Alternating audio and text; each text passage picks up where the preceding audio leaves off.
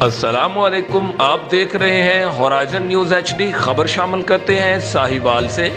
یوم پیدائش حضرت عیسی علیہ الصلاۃ کے موقع پر بشپ ابراہیم عظیم ڈینیل گوسپل مشن پاکستان کی دعوت پر متحدہ عالمی علماء کونسل پاکستان سپریم کونسل کے مرکزی چیئرمین علامہ صاحبزادہ پیر محمد حسان مصطفیٰ چشتی اور متحدہ عالمی علماء کونسل پاکستان سپریم کونسل کے مرکزی صدر پیر محمد نعمان مصطفیٰ چشتی نے بھرپور شرکت کی۔